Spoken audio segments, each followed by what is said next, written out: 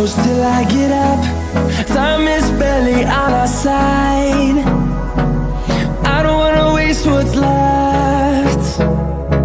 The storms we chase are leading us, and love is all we'll ever trust. Yeah, no, I don't wanna waste what's left. And on we'll go, through the wastelands, through the highways, till my shadow turns to sun rays. And on we'll go, through the wastelands, through the highways, and on we'll go.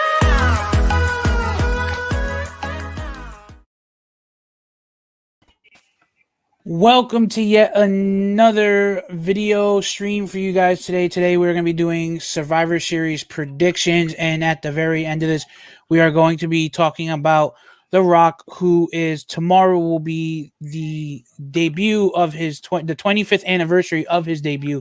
Excuse me. And we're going to talk about some of his iconic moments within WWE, whether it's wrestling related or Hollywood related. And so we want to go ahead and get into Survivor Series predictions, which is live on pay-per-view this Sunday on Peacock for just $9.99 a month. With that being said, Peacock.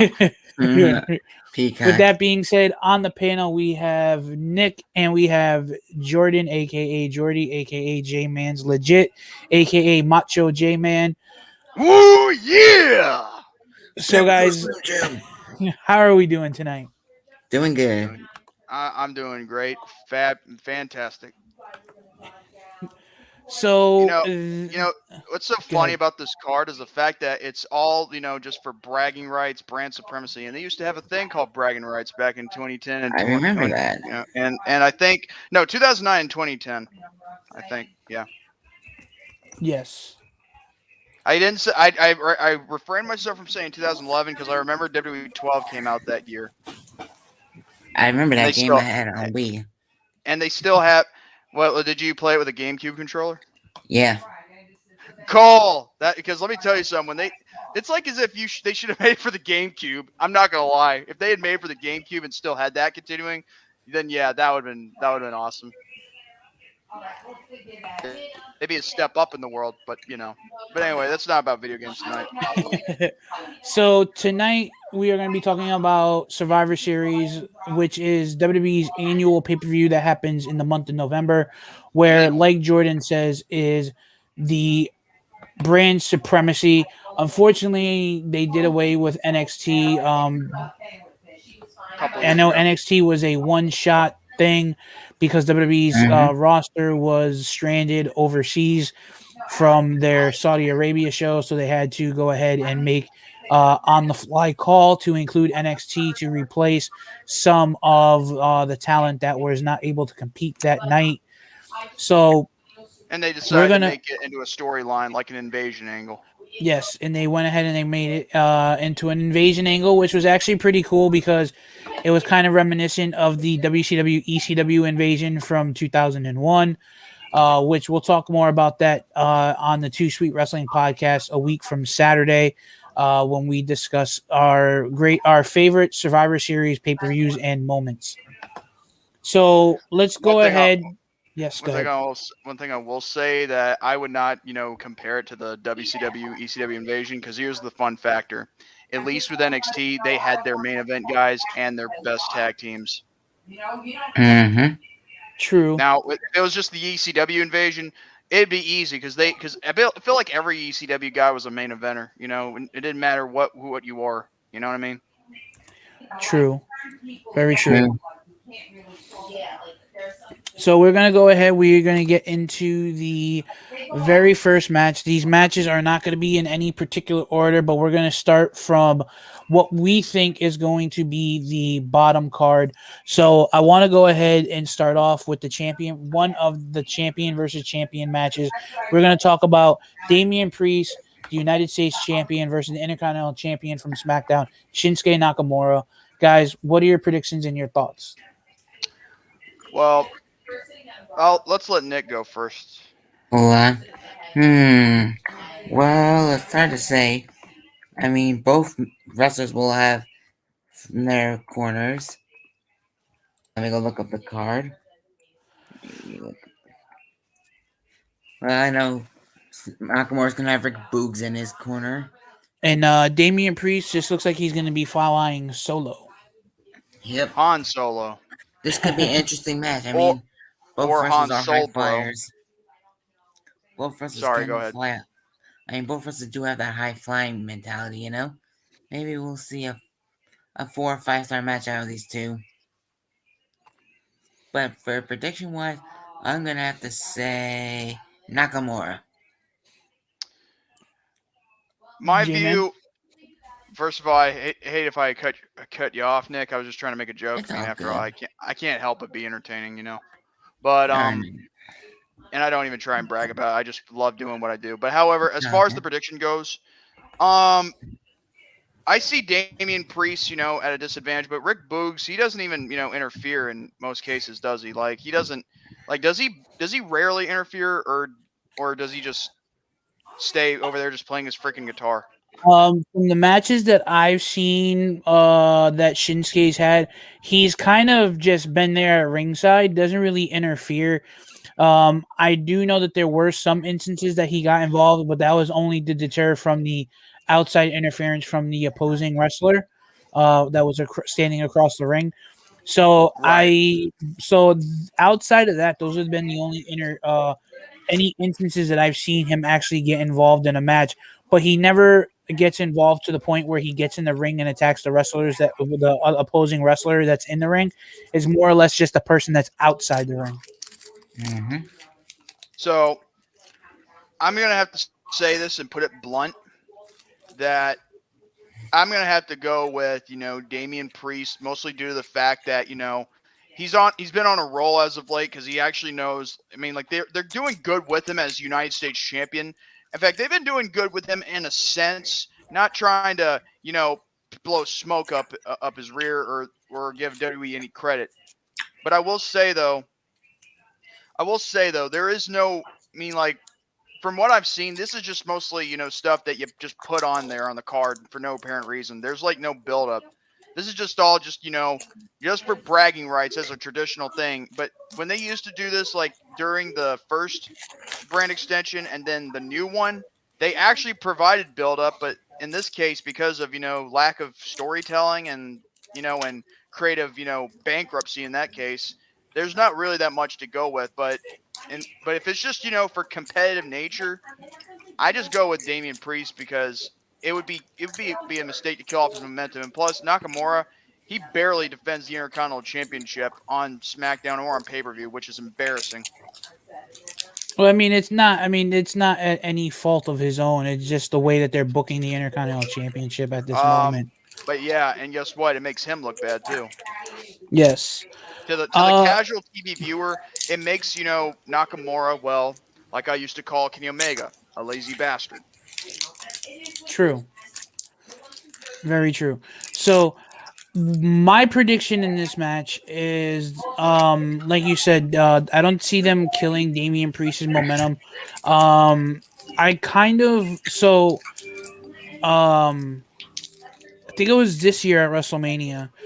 Fast forward to rewind back to WrestleMania of this year when they had him team with Bad Bunny. I was kind of worried about what they were going to do post Bad Bunny leaving and going back on tour to do his music career. And I was kind of worried that he would get mixed up in the shuffle and probably either A, got sent back down to NXT or get sent or get released. Because like when they called him up, there was really nothing for him. And then he got into that program with the Miz and Morrison. I'm like, oh, okay, here they're gonna go. They're gonna push him into a match with the Miz, for no apparent reason. There's gonna be no build, and then they started bringing in Bad Bunny, and they introduced the Bad Bunny character. The bad, I mean, not character, but they introduced Bad Bunny into the storyline. He is a bad bunny. So why don't they just call him Bad Hair? I don't know. I was wondering what they were gonna do with Priest, and then they put the United States Championship on him, and I'm like, all right, so they're actually going to do something worthwhile with him. Hopefully they don't screw it up, and they haven't.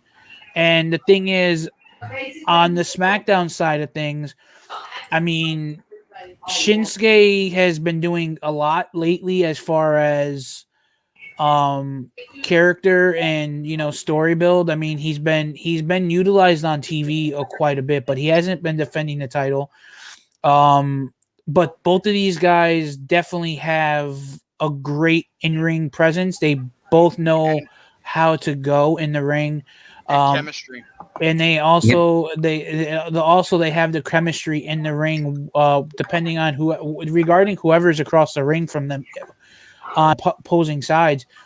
They definitely have the chemistry. Damien doesn't really have the mic skills, but that can also go for Shinsuke as well because he can't really speak any English, but he's trying and learning. Well, actually, he's learning English. He's just not a master of it. That's why you need people like Bruce Lee for the job.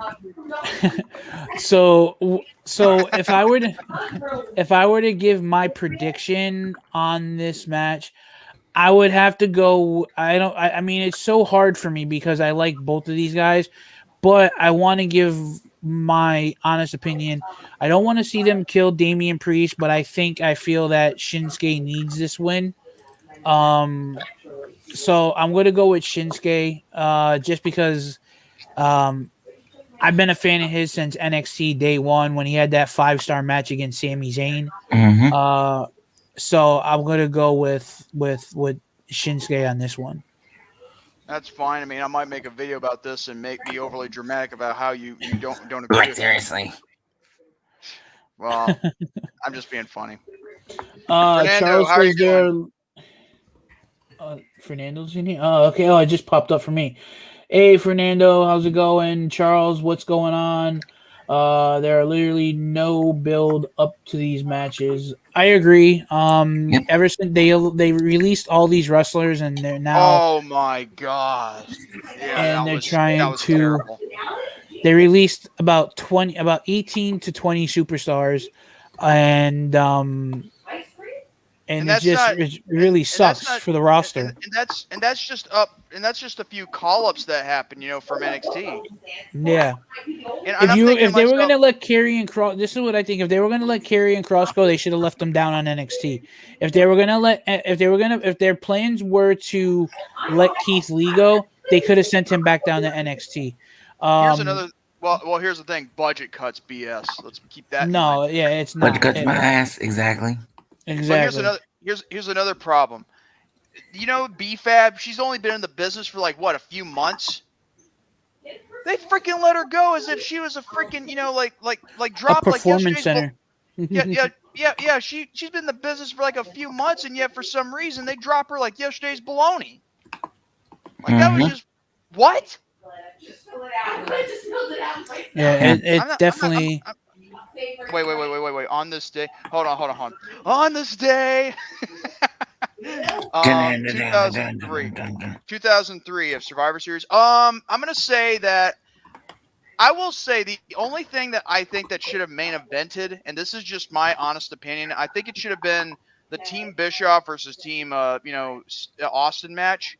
Because that match had more hype and more build to it, while the other matches, I mean, sure, I would say if it was Taker and Vince, that would have, closed the show better because of the dramatic way how they buried him alive. But then again, but here's the deal. I would have never put Goldberg and Triple H in the main event. That's just all I'm going to say right there. Mm-hmm. We're going to go into the next singles champion versus champion. We're gonna go into the women's championship match: Becky Lynch versus Charlotte Flair. Just to give it clear, just to say this real quick. Listen, Campion, are you freaking kidding me? You said, wait, hold on. Who said Campion? Wait, women's champion versus Campion. There you go. I pulled that. Hey, that's not my fault. I pulled that from Wikipedia. Campion. Oh, that was Wikipedia's fault. So Wikipedia's retarded. Okay. Yeah. We're gonna go with that. Well, I'll go ahead. I'll fix it. I'll go ahead and I'll fix it just so that way it doesn't annoy you. Well, Hold on one people might second. have OCD in the chat. You never know with people. But either way, but yeah, I will say this just real quick. The 2003 Survivor Series wasn't that big of a, bad of a, an event. I don't understand what people, don't like with the Shane versus Kane rivalry. I mean, it wasn't really that big of a deal to me. Like it wasn't really that bad. It was actually pretty good to help Kane build up momentum and all that. So, and build his bad guy character. I mean, to make him real serious. But then again, they'd make him a joke again, and then serious, and then blah blah blah. But anyway, to this match, let's let Nick go first again. Okay, now basically, I don't care about Charlotte Flair. Neither do I care about Becky Lynch. But Wait, it's Becky Lynch versus Charlotte Flair? Oh, dude. Oh, man. For the first time, I'm not gonna predict this match. I don't care about either of them. Fuck them. That's right. I said to be honest with you, I mean, like, okay. What is there to say about this match? Okay. Been there, done that. Yeah, been there, done that. And how many times have they faced each other? Like the amount of time John Cena and Randy Orton have faced each other? Yep. I'm going to have to look up the win-loss record thing. Joe, you're going to have to make a prediction on this one if you want. I mean, I'll make my prediction just a bit. Hold on, because I have a jackass calling me, and I told him not to call. Jackass. Johnny Knoxville called? Johnny Knoxville. Shut up. That's freaking funny. So with this match, okay, so I am not the biggest Charlotte fan. I've literally have given up on the mysticism that is Charlotte Flair back at, I think, maybe 8 championship reigns ago. Because I don't want to say 8, maybe 5 title reigns ago. Because the thing is that okay, let's just put it this way. I'm not taking away from her in-ring talent because she's great. She's one of the most decorated in the WWE right now. She's probably, I would say, I don't want to say, I'll use this terminology because I think it fits her. Ring general. Mm-hmm. I would see her. I see her as a ring general because she is the only woman in the WWE history to have as many title reigns as she has. I feel WWE is trying to go the route with her like Ric Flair, 16-time world champion, women's champion, world champion. So they want to have Charlotte be that moniker. But the thing is, what I think they need to do is I think they need to separate her from her father's legacy. And that is why I think a lot of people are kind of fed up with her, because the fact that they are trying to groom her to be like her father. And the thing is people are sick and tired of it. And she's getting shoved down our throats and in our faces all the time. And she'll leave, be out for a while, come back, and she's automatically in the main event spot. And I think that's another reason why a lot of people and a lot of fans are upset about it. Again, I'm not discrediting her, what she can do in the ring, because she's a phenomenal athlete. I think she's succeeded at everything possible. If I'm not mistaken, I think she said that she ran track in high school. I think she was on the women's baseball or basketball team. So I don't know exactly. I forgot where I saw it, but she was like a declarated athlete when she was in high school. So I don't discredit her. I'm just tired of seeing it. I'm tired of seeing her. She doesn't need to be in the main event. Maybe start to use maybe what WWE should do is let her step aside and start utilizing her as a more of a mentor and a guidance for a lot of the up and coming women, because there's not much else she can do in the WWE. She's already surpassed Trish Stratus's status as far as being the woman with the most championships. She's surpassed, like I said, she's the only woman in the WWE history to have that many title reigns. She's the only woman in history to hold not only the NXT Women's Championship, the WWE Divas Championship, and now the Women's Championship and the women's tag team titles. The only thing left for her to do is to go down to NXT and win the women's NXT Women's Championships. That's the only thing left for her to do.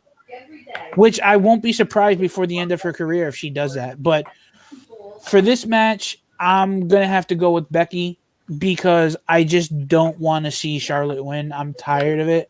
I do like Becky as well. I'm more of a Becky fan than I am a Charlotte fan. I definitely think Becky has a tremendous character. She has charisma. She's not bad on the microphone, but she's also not good. She's kind of like in between. She's like maybe like right there as far as on mic skills. I think she can get a lot better. The character right now that she's portraying, the heel, big time Bex, I'm loving it. I can't complain. So with that being said, I'm expecting to see maybe Becky go over, just because she has some serious momentum going in. Same thing for Charlotte. So I mean, it can go either way because these two women have had tremendous. These guys. These women. When do they? Wait, so they transformed into males? Like, what are they, frogs? I mean, shut up. I mean, Charlotte does kind of look like a man a little. well, then again, maybe she's her father with a vagina. Let's just put it that way. And Becky Lynch is called the man, which maybe she was a man at one point. No. Charlotte should be called the man if we're gonna be honest here. Yeah. But these women have had tremendous matches against each other. So it could go either way. It can either be really bad or it can be really good. But again, it's not going to change my prediction that I want to see Becky go over. Becky. Anyway, I just looked up. Okay. In regards to television and pay-per-view on the win-loss column between her, Becky and Charlotte. Okay, 8 and 9. Guess which one has 8 Charlotte wins? No, Charlotte has 9. Becky has 8. Smart boy. Yeah. Apparently Becky Lynch has, now we're talking now we're not just talking on Raw, SmackDown, or just pay-per-view, which is WWE main roster. We're also talking NXT as well. So in this worst case scenario, and yeah, this was during a time when Charlotte was known as, like Charlotte, just so we're clear. And Becky Lynch, I think this was when before she used that little thing, and this is when she was dancing around like a freaking retard up the stage, and, doing that freaking Irish dance, which I believe, are you serious? And well, let's just put it this way. It couldn't be any worse when Alexa Bliss was coming out dressed as a cheerleader. Who doesn't like cheerleaders? I'm just saying, at least it's not anything like that. Well, you know what? If you watch Fighting with My Family, the movie about Paige, if you watch that movie, one of the characters that are in the movie that are razzing Paige in the movie is actually supposed to be Alexa Bliss. Was this supposedly before Paige was recorded having a twosome or? Well, actually, this movie was supposed to come out before that videotape was leaked. But they didn't know if they wanted to put it out. But Rock wanted it out because he wanted her story about her family to get out there. So credit to him. But on top of all that, there was already a thing called, Wrestling with My Family. There was a documentary in British TV, I think, at one time. Yeah. But anyway, I just want to say hello to Lauren because I did not get a chance to say hi to her when she entered in the chat. No, it's cool. And what's up, Peter? How's everything, guys? Hopefully you're enjoying your day, and hopefully you guys are enjoying us and our Survivor Series predictions. But yeah, getting back on topic with this little scenario, I think when it comes down to it with Charlotte and Becky, I'm gonna have to say Becky on this one because, to be honest with you, Charlotte Flair, I think she's already in trouble as it is regarding what happened during the title exchange, which was such a retarded move, and I've already ranted about that enough as it is with Nick and Brandon. So, Yep. as far as I'm concerned, I'd say Becky, mostly due to the fact that it needs to tie up the score between her and Charlotte. Yes, I agree. I mean, don't get me wrong. I respect Charlotte as an in-ring competitor, but backstage and also in regards to her ego, she really has the ego of a mother effer. Yep. Who, Becky? I mean, like, no, I was thinking Charlotte. Wait, if I said Becky, I'm sorry. I'm talking like Charlotte. I'm sorry. Okay. I was talking about Charlotte's ego. Well, then again, Becky, I mean, she's more humble than anything. I mean, sure, she doesn't appreciate her, her man, showcasing dick pics to other former female employees at the WWE, but that's a different story altogether. The point is the fact that Charlotte Flair's ego is so big, it's got its own zip code, and if she doesn't have the spotlight on her, like say if there's a funeral going on, okay, and she's jealous that she's not the corpse, and the casket. That kind of deal. That's how big her ego is.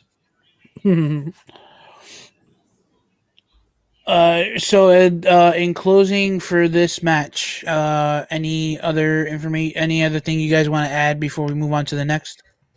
Just Nope. one. What's that? Boo the woo. No, screw the woo. No, boo the woo is better because I would say boo. Or we could say f the woo. F the woo. Woo, you know it. So Speaking we're of gonna. that, he lives there, in Long Island, New York. Yep, I knew that. So much for his GCW title run. So we're gonna go into the first of 2 5-on-5. We're gonna go into the men's 5-on-5 Survivor Series elimination match. So in this match, we have Seth Rollins, Balor, Owens, Lashley, and Austin Theory for Raw. For SmackDown, we have McIntyre, Hardy, King Woods, Wait. Happy Austin Corbin. Theory's on that team? Yeah, and okay. and then That's SmackDown. good. SmackDown has one more slot to fill, which we'll probably find out on Friday Night SmackDown who that last person will be. I mean, this is a pretty stacked men's 5-on-5. I'm not going to lie. I have a feeling. I don't know why. I have a feeling SmackDown, because if I'm not mistaken, I think he's on Raw. Never mind. I was gonna say I have a feeling SmackDown's gonna pick Edge, but I forgot he's on Raw now. Well, you know what I think they should have done? They shouldn't have had Edge, put on, freaking Raw. I mean, don't get me wrong. I like Edge. I mean, I love Edge to death. Okay, I mean, he's one of my favorite Canadian wrestlers. Maybe one of the greatest of all time, right next to Bret Hart and Chris Benoit, Chris Jericho, and so on and so forth. But who I'd have to pick if it was to be the final member, I'd have to look at the roster of SmackDown before I make a suggestion. Yeah. But the reason why I was asking like Austin Theory's in there is like for Team Raw is because that's good. You want to know why? Because the more they involve him in certain matches, like say, I don't know, to have him build, the better. Because from what I could see, Austin Theory's done a lot of things in the Indies and even though he's been on NXT for a short time, you'd have to wonder they might do a lot of great things with him, especially with considering the fact that he won NXT, Future Star of the Year. Indulge me for a moment. What happens if WWE decides they're going to introduce? They're going to not introduce, but they're going to come out. They're going to mention the final member of Team SmackDown, and The Rock's music hits. Oh, ooh, you know what? That would be interesting. We'll prove that he'll be laying the SmackDown. I mean, if you think about it, SmackDown was pretty much basically created because of The Rock. Rock's. You know what I And mean? it was, and the term SmackDown was, was in the dictionary thanks to him. That SmackDown Hotel, so I mean, it'd be interesting because then what they can do is they can use this pay-per-view to have some kind of, after the match, there can be some kind of altercation between Roman and The Rock, and they can start planting the seed for their feud. True. So that'd be kind of interesting. And on top of that, because this will be The Rock's 25th year anniversary debuting at Survivor Series. So, I mean, it would kind of make sense, to have him a part of the card, even if it, and on top of that, being that he'll be in a match and it's a 5-on-5, he doesn't have to work. He doesn't have to overwork like as if it was a 1-on-1 match. Well, if that's the case, then yeah. Then but I'm just saying this. I'm going to say this. If The Rock debuts, if The Rock winds up being the final participant of Team SmackDown, Raw's going to have to take an L on that one because they're not going to let The Rock lose. Well, that, and there's another thing. Like, what if that SmackDown versus Raw, men's match would be the main event? Because if The Rock's in there, that too, that could also be a possibility. And you know what? If he's the last man remaining, guess what's going to happen? Roman. A spear. Yeah. Yep. Or a Superman punch. Or just basically, 3-on-1 beatdown for no reason. Did you hear WWE going back to TV 14 and is WWE trying to build Austin Theory as how Randy was in his heyday in Survivor Series? Yeah, wait a minute, hold on. I heard about that, and I'm not trying to give any special shout outs, but I heard places like JD and Sean say that they were going back to TV 14 with NXT tonight, and I'm thinking like, wait, what? You're out of your mind. I'm thinking like, but if this is true, then why? Like, after all these years, why? You know what I mean? Yeah. And like, is NXT going to finally enter the Attitude Era? As far as I'm concerned, I'm just going to talk about the builds here, okay? In my view. Now, I know there's no build here, but I'm just, giving example for individual builds for, how they were brought up, okay? You got freaking Seth Rollins, who has, been made as the top guy on Raw, and he's been made to be. And in fact, even when he was on SmackDown, they treated him like garbage. I think he was talking about the build for Austin Theory, his character. Yeah, but there's more. Yeah, but there's not just Austin Theory. There's more than one guy, and I'll get to him in just a bit. You got Seth Rollins, who has done a lot, in the business, in the WWE. He's a big shill, wanting to defend the company from top to bottom, and there you have it. Finn Balor is right there, who's the inaugural Universal Champion, and thanks to Seth Rollins, he never got the chance to, to have a longer reign. However, in this case, at least Balor is being showcased, and that's what counts. Kevin Owens, as we know, is probably going to let his contract expire, and this could be his final WWE pay-per-view event to show up, and they'll probably write him off TV and make it look like as if he was destroyed, just to write off his character as if he were nothing. Bobby Lashley, as much as I hate to say it, he's been, like hitting rock bottom in regards to storytelling, especially after that match with Goldberg at Crown Jewel. And truth be told, it wasn't really the greatest of all time of a match, but at least it showcased, one thing. At least Goldberg doesn't have what it takes to kill somebody. It's not my fault. But as for Austin Theory, he's a rising star. I mean, he's won like a lot of, indie heavyweight championships from Evolve and Full Impact Pro and all the other places, and even the WWN World Wrestling Network. However, he's got a long way to go, especially in regards to the main roster. And I'm really hoping they do a lot with him because if someone like that is being billed as a top guy in a bunch of indie promotions, especially some that were even bought, and folded by Vince McMahon, that's a talent you don't want to waste. I mean, like Austin Theory could be the next, top guys in the company if they play their cards right with him. I agree. I think Austin Theory is going to be a great feature for the company. He definitely already has the hype. He was really hyped. He got a really good pop when he debuted. So it'd be interesting to see his growth as a character moving forward. I just hope that they don't. I mean, they're already starting to give him some kind of bogus like character where he's got to go and wanting to take pictures with wrestlers. I think that's kind of stupid. I think they should just let him go out there and be himself, I and not agree. give him any kind of stupid character. I agree. Um, But one thing you have to point out is the fact that in this worst case scenario with Austin Theory, he's got to be braggadocious, he's got to be arrogant, and they got to give yeah. him something to work with. Otherwise, I mean, it's a gimmick all the same. And if they don't give him something to go with the character of how he acts, then what's the point in writing him? I mean, that's just how they work. So we have Now, as for SmackDown, Randy. Hold on. Randy says, "Hey, sup guys? What if they do an unexpected surprise and bring back Bray Wyatt for SmackDown team or attack Roman for revenge?" But I highly, highly doubt it. I think he going to Hollywood. Um, I right now, if they're gonna bring back anybody for Team SmackDown, I think the most logical person would be surprise for the fans is The Rock. As much as I want it and I think it might happen, um, it'd be interesting to see what's going to happen because this is The Rock's 25th year anniversary with WWE.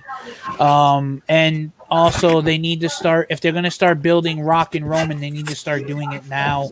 I know that they were talking about wanting to wait until when WWE goes Hollywood for WrestleMania in California, not in 2023. But I don't think The Rock is going to want to wait that long to have that match. So that means you're going to have Roman carry the company all the way till 2023.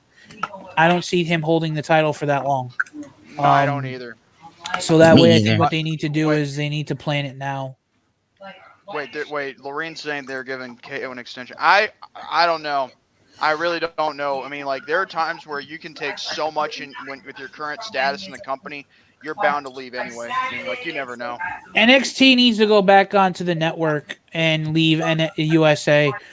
The only reason why USA wanted NXT on the network, even though we're getting way The, off the ones topic, that, yeah, well, at least we're is having a because good they time wanted. hanging out. Yeah, they wanted to capitalize on NXT's momentum that they had at the time You mean Vince? and how they were doing really, really good. So You mean Vince wanted to capitalize on the momentum and use it for to try and beat AEW Dynamite. well, that too. So the thing is that they did that and then they went 2 hours, and that's what kind of started the decline because now they were trying to fill a 2 hour time slot, and it was a pain in the neck. Personally, in my view, I wouldn't have minded NXT being 2 hours, but you know what? At the same time, what they did, they just ruined everything just by having this mindset where you have to compete with the opposition, so that way you don't have any competition. Tony Khan says that he's not trying to compete with Vince. That's fine, but guess what? The company, it's already competing with WWE as it is, with both the ratings and with all what they got in the company to help them build the shows and all that.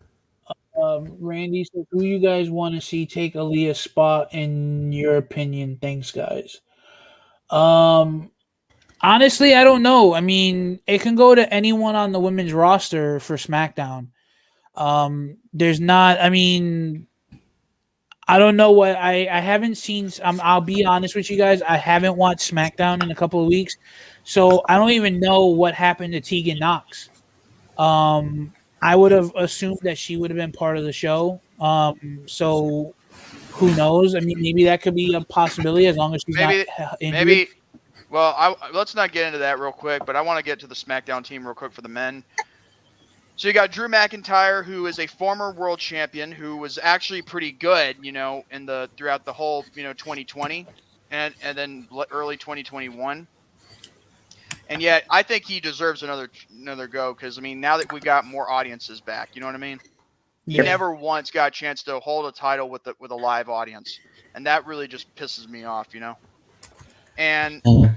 then you got Jeff Hardy, who's should be at the breaking point of maybe he could be leaving the company one of these days so he can go to AEW, because what is there for him to do in the WWE other than just losing to younger talent? I mean, sure, he can help build the younger talent and have great stories, but at the same time, what could they possibly do with him? They already did all they could back in the 2000s. They've already done what they could with him and Matt, even though Matt left the company. But still, I mean, like, Jeff Hardy does not have anything to gain.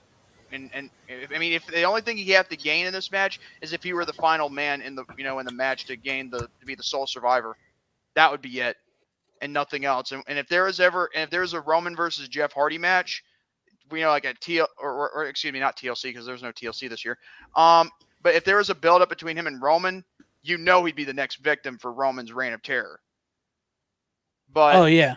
as far as I'm concerned, that's just it for me. And that goes the same for King Woods. Even though he beat Roman by disqualification, that don't mean jack. No, because they're not gonna let anyone beat Roman. If anyone's gonna beat Roman, it's gonna be someone. It's gonna be a really extremely big name, like Lesnar or Rock, if anything.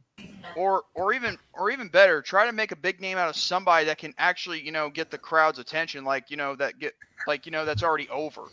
I mean, the more they keep trying to degrade the people that are already over, the more they degrade their product and their shows. I mean, the fans. I know the fans' opinion don't always matter to them, but in this worst case scenario, it should at this point, because they're really pushing it. So And for the now, as for Happy Corbin, oh my God, what do I have to say about this guy? Well, one thing I will say though is that his character is a joke, and I mean that to the fullest extent, because I'm telling you, this guy has gone through so many changes. They have really dropped the ball with him, and even if they put him in a team versus team bout, I mean, like, when is he going to be a world champion? Because I mean, how do you expect? I mean, like, I know Kane. Glenn Jacobs went through that stupid Dennis gimmick and that fake Diesel gimmick before he became Kane. As a game. But that's what I just said. The Dennis gimmick. That's his name. I know, Dr. Isaac Yankem. Okay, I will say it. As far as I'm concerned but still, this is a whole entirely different matter. I mean, like, Corbin's went through so many name changes that it's gotten really, gotten very stale at this point, including his seriousness as a threat. Like, it's like Corbin's a great athlete, but him being taken seriously as a competitor, like, for the casual viewer that watch at home, it's nothing. It's just empty. That's it. I can't really picture him being a good. I mean, he can do what he can to perform, but I don't picture him being a survivor in this match.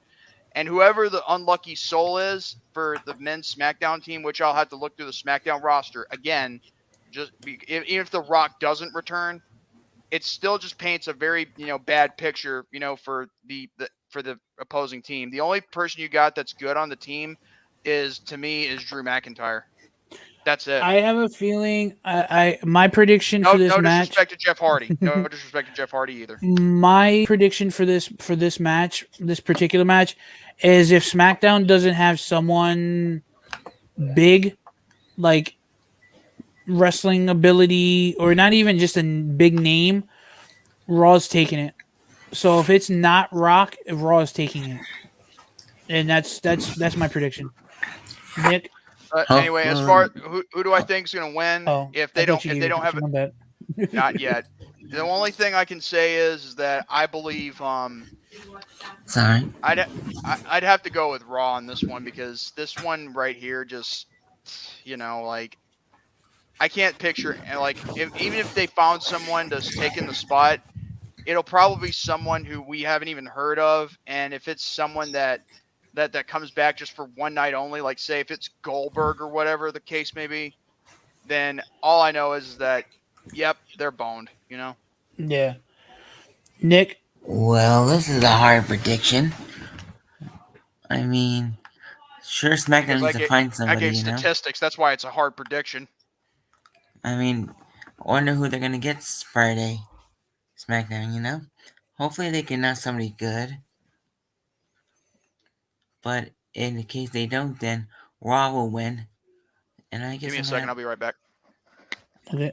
I mean, this is hard to choose, like which brand wants to win it the most. That's what it boils down to. Exactly. So, tell you I'm saying this, but I'm gonna have to go with Team Raw.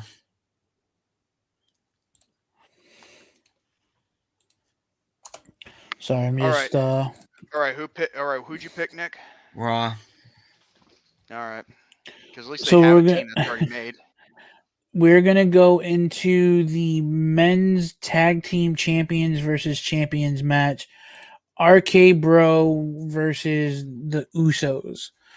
I'm just gonna give a quick prediction because for me, it's hands down.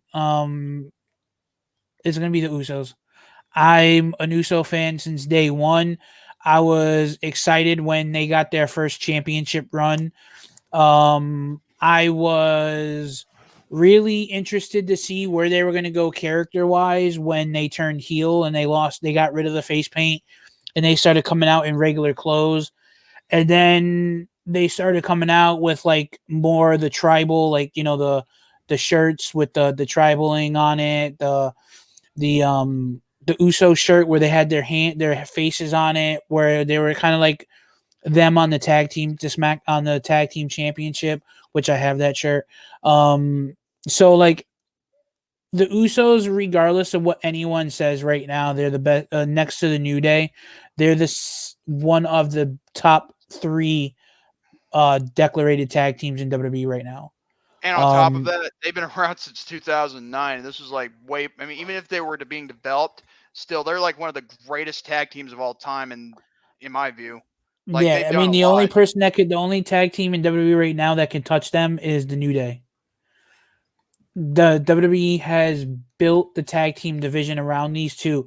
Even a couple of years ago, there was tag teams. You know, I mean, you had Enzo and Cass, you had Heavy Machinery, you had AOP, you had Ascension, you had the Good Brothers, Anderson and Gallows. You had the Bar, Cesaro and Sheamus. So I mean, they had so many tag teams, and yet the tag team division was around the Usos and the New Day. So, and I'm sure there's probably more tag teams that I'm failing to mention, but to me, the Usos are going to take this one. You can't forget about Miz and Mizdow. No, I'm just kidding. But I've always been a fan, like I said, so I guess you can say I've been down since day one ish. So yeah, again, I'm really excited to see what these guys, what's going to happen with this match. As much as I love Riddle, I liked him down in NXT, but since being up on the main roster, he's just pretty much been a punching bag. There was an interview, I forgot where Lashley had mentioned it, but he says one of the main reasons why that he likes to work with Riddle so much is because Riddle has the MMA background and like Lashley does. So they can when they're in the ring and they're going at each other, they can be a little bit more physical because they know that they know that each other can take it. And that's why there were all those times you saw Lashley ragdolling Riddle all around the ring is because literally Riddle was the one was like, hey, I want this to look good. Go as hard as you can, but don't go, full force. And that's why Lashley always loved working with the likes of Riddle because he knows that he can take it. But he's but Bobby, he also wants to work with Brock Lesnar too. That's also another thing. He wants a piece of Lesnar. So, and the fans want that match too, but that's a topic for another video. Yeah, but if I could be so blunt, I want that match too, even though I hate Lesnar with a passion, but I still would love to see Lesnar versus Lashley. That's just my opinion. Hey, what up, Miguel? Shout out. And we have King of the Guineas is in the chat. Don't know who this person is.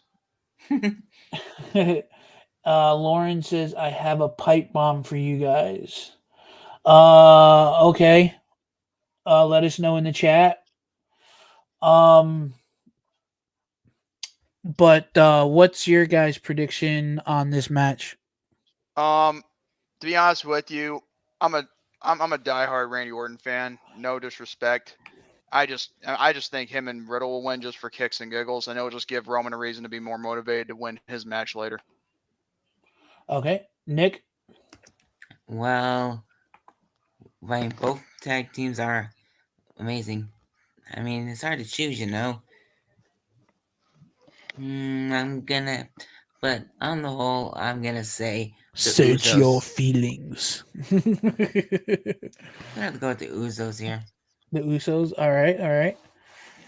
The NWO is the GOAT of tag teams, and it's all thanks to Kevin Nash. Whoever said that needs to shut the hell up. I'm telling you. I mean, like, I'm starting to get the whole thing with Kevin Nash now, and again, the one thing I just cannot stand about him was the fact of what he did on January 9th, 1999. That's just it. I mean, I can bash his in-ring skills, that they were sloppy at best. I can, and I can understand that he had little to work with, but at the same time, I still, resent him and Hogan for doing that, because if that didn't happen, WCW wouldn't have faced a lot of creative bankruptcy and, Chapter 11 bankruptcy and purchase from WWF from Vince McMahon, period. Mm-hmm. And we wouldn't. You know what I just thought of? What? This just popped in my head because I'm getting ready to switch the tickers. And what happens if SmackDown's last women's spot goes back to a returning Bayley? Bayley returning? Well, to be honest with you, I don't know. But how long has she been out again? It's been like about 5 or 6 months, at least. How long? Maybe longer. She wasn't at the Royal Rumble. I know that. I know that. I was just asking a question. What was the timetable for her injury? To sideline her. I think a typical knee injury is about 8 to 10 months, give or take, depending on the severity of the injury. No, I'm sorry. It hasn't been a whole year yet. She ain't coming back. Not yet. I hate to shoot you down like that, but it's not time for her to come back yet, unless she's wearing a knee brace. Well, I mean, she's going to wear a knee brace regardless, because whenever you come back from a knee injury, you're going to do whatever you can to protect that knee and give you stability. Look at Rey Mysterio. He's rocking 2 knee braces. Or just support or pads or whatever, but that's just my opinion. Mm-hmm. It's too early for her to come back. So if my calculations are correct, we did pretty much everything but what I think is going to be the main event. No. You haven't gotten to the women's Survivor Series match Okay, yet. my bad. Okay. So everyone gave their predictions on the men's tag team champion versus champions? Yep. Yeah. All right. Kind of funny how we can't give a women's tag team champions versus champions match, but then again, if that happens, but then again, half of the women's division is in the women's 5-on-5. Yeah, it's a stupid idea to bring it back, the women's tag team champion. To be honest with you, I knew bringing those belts in was a bad idea from the get-go, because they weren't going to do a lot with them. They tried it in the 80s, and look what happened. Well, at least TNA did it properly back in the day.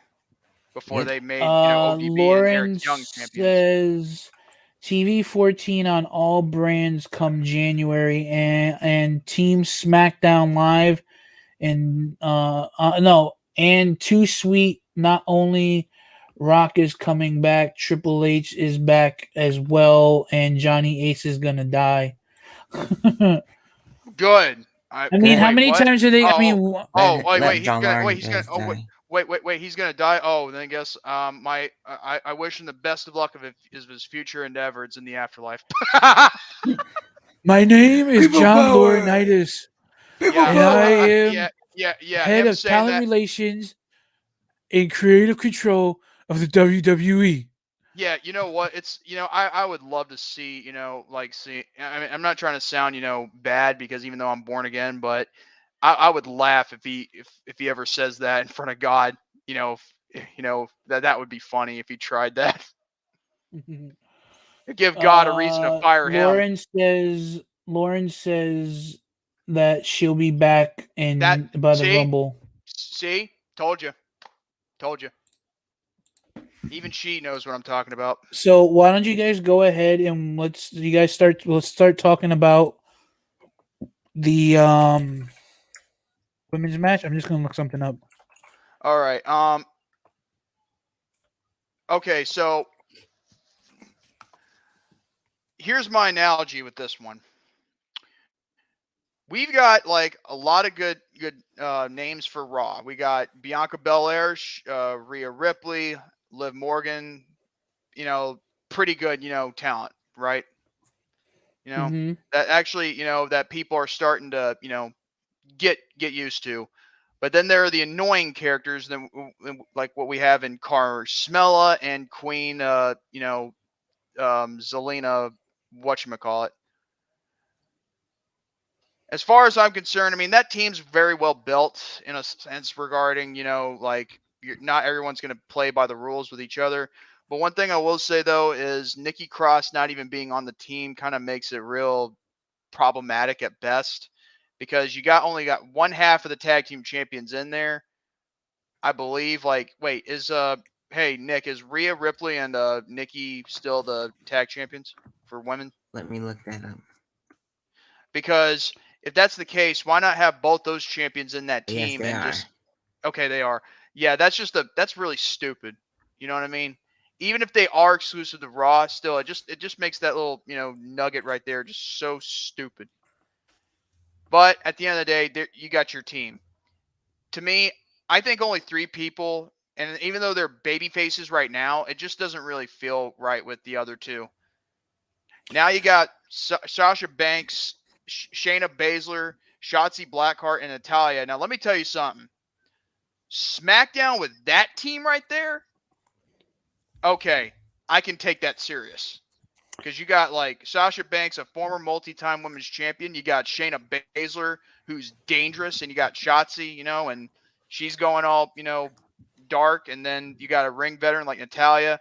And whoever's the final one is just going to be a wild card. That's all there is to it. But as far as I'm concerned, who could win this match, I go with Team SmackDown. That's the first, SmackDown pick I've made tonight, and half of the stuff I've said have been Raw. For me, as much as I want to see my girl Bianca and Rhea and Liv win for Team Raw, I have a feeling it's gonna be SmackDown. Because Shayna has been on a tremendous roll, and so has Shotzi. Even though Shotzi hasn't had a lot of matches on Raw, but I mean she's still a rookie coming up, and it'd be interesting to see. But yeah, because I mean majority of the women that I like in this match are on Team Raw, but I want to see what Sasha and Shotzi can do for Team SmackDown. Lauren says Hunter is on Raw, Rock is SmackDown, and last spot is The Rock. The last spot on Raw is Hunter. Yeah, but Raw already has a complete team. So, I mean, the only person that would be able to even join SmackDown would more than likely be The Rock. And now let me tell you something. There's only one reason why if they were to, I know which one they'd replace. They'd have Triple H replace. I bet they'd have him replace Austin Theory just for kicks and giggles, which would really piss me off. If they do that, like they did with Jason Jordan a couple years ago, I will be mad. Well, I mean, no, you know what? Not for nothing. Not for nothing. I honestly, I will disagree with you on that remark. I think that if they were to replace anybody on Team Raw, it would be Bobby Lashley, because you know why? Why? Look at Team Raw. Rollins, Owens, Theory. Finn Balor. Balor. All NXT guys. Oh, you know what? You just changed my mind. But then again, that would take MVP out of the match too. Well, MVP's only there because of Bobby Lashley anyway. He's not in the actual match. But you know who else will take MVP's place, I believe? Stephanie. Dang it, dude. Why do you read my mind like a book? Just get out of my Miguel head. says, I like Team Raw, but I think they're going to let Team SmackDown win. I'm the longest reigning bath time champion because Jordan refuses to face me. Oh, God. Well, keep that belt because you're never going to have me in a match, let alone in public. I'm sorry, sir, but your 30 days are up and we must strip you of that title. Thank you. So with that being said, guys, any extra thoughts before we move on to the last match? Nope. Simple on this one. The last remaining one, whether it's on SmackDown or Raw, is going to get a future shot. They're going to have to make a build. They're going to have to make a build out of that because if they don't, then they're screwed. All right. So we are going to move into the final match on the card, which is champion versus champion. Biggie, the WWE champion, versus the head of the table, the tribal chief, our Lord and Savior, Roman Reigns, the Universal Champion. Joe, men's champion versus campion again. Are you sure that you wait a minute? Are you drunk? No, I don't think he's drunk. You know what I think's drunk? I think it's the person that, came up with the Wikipedia thing. Probably. All right. Here, I fix it. God. Well, hey, I'm not saying I have OCD, but I feel like a lot of people will have OCD if they're if they see that. I'm gonna give a brief rundown on this, because I want to have some time so we can talk about The Rock at the end. I want to talk about some of let's give a little bit of a celebration for him. But both of these guys have been on tremendous runs as of late. Biggie, with the Intercontinental Championship for a while. His feud with Apollo leading up to him winning Money in the Bank and doing big things, no pun intended, over on SmackDown, and then coming to Raw. I do say that as much as I want to see Biggie win this match to add a little more credibility and give get some retribution on his New Day friends and fam for what Roman did to Kofi and did to Xavier Woods this past week. But there's no way that they're going to allow Roman to take an L, even if it's SmackDown versus Raw. Roman is on a tremendous run. It's been going since SummerSlam of last year. And he's what's hot. He's the head of the table. He's a tribal chief. And he's going to stack him and smash him. And it's going to be Roman all the way for this match, as much as I don't want to go against my boy Big E. But with that being said, I want to see Roman get this because I want to see what's going to happen going forward, because literally this is just going to add more fuel to his ego. For sure. I was just I said I'd be right back for a little bit because I had to check to see if because I'm having DoorDash come my way because my mom texted me a while ago. Okay. Anyway, did Nick give his prediction? No, not yet. No. Oh, for which one? Oh, for Biggie versus Roman. Ooh, oh boy, this one's gonna be now. This is a really, really tough one to choose between both wrestlers. But I have a feeling Roman's gonna win because they want to book, because how they're booking him, he's got this momentum going. In my opinion, at least. So I'm gonna pick Roman Reigns. I'd have to go Now the thing is, I've already picked a lot of Raw, predictions. I only picked the SmackDown one just for the women's team versus team thing. But like with the SmackDown women's, I'm gonna have to go with with Roman, mostly due to the fact that I know this might kill off Big E's momentum, but get this: what they are doing with him right now is becoming a real joke. I mean, I'm not gonna lie. I mean, I like Big E, but the problem is what they did. Okay, when it comes down to Big E, it's like as if they need to start having him in a serious role and all that. But then again, his character has been involved with the New Day for so long, it's too late for him to back out of that. Mm-hmm. It's like he can't go back to that 5 gimmick that he used to do in NXT when he was the NXT champ. So at this point, all Big E is just another guy for Roman to destroy. That's all there is to it. And I could tell there's going to be a lot of people that are going to be calling this racist and whatnot, that they're not treating Big E right because they made him look like a joke. Well, here's the thing: the reason why Big E looks like a joke as a champion is because of what he's given in regards to his character.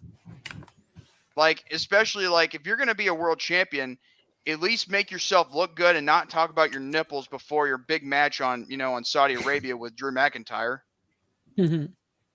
I mean, I'm dead serious. When he said something about about his nipples, I'm like, what the what? I don't know whether to laugh at that or cringe at that. That was cringy. And so overall, nothing personal, but I'd have to go for Roman Reigns. That's just it. I mean, as much as a lot of people may be sick of it, but here's the deal: with Roman Reigns, at least he's going to break the record as Universal Champion, from Brock Lesnar's reign of tyranny with that belt, and at least he's a full-time guy to do it. Yeah. So at least there's something good to go with that. Now that's the only 2 SmackDown picks I'll make, and the other matches I go with Raw.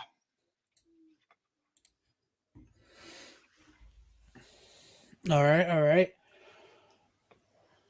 So overall, what do you guys think about rating this pay-per-view? Do you think it's going to be a tremendous L? Is it going to suck? Is it going to be good? Because I mean, it has a potential to be good. I mean, they've had a lot better with a lot worse build and a lot worse of a card. But I want to say out of 1 through 5, I would say this has, I want to say about a 3.5 to 4 star rating. I would have to agree with you on that. 3, it could be a 3, as in like a meh.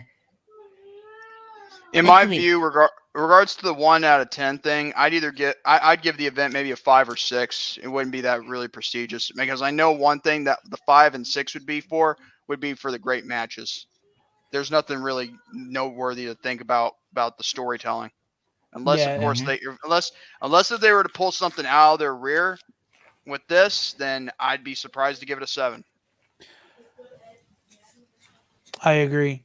I definitely agree. I think overall match wise, this has potential to be a great pay-per-view, because this is the one time a year where you don't, with the exception of Survivor Series and the Royal Rumble match, these are the only 2 times a year where you can go into something with no build, with no clear storyline, and just actually enjoy the matches, because it's Raw versus SmackDown. You know what I mean? The only thing that would make this more enjoyable is if Raw went over and invaded SmackDown, or vice versa, which I think they should have did. But that's just me. Have they been doing that lately with invading both shows? They haven't done that since NXT. You see what I'm talking about here? What, since NXT, with the Survivor Series NXT? Hold on, listen to this. you think for 1 second they build up the invasions for both brands just to build up hype for their matches. Now you see why there's not that much, there's not that much build to go into these matches.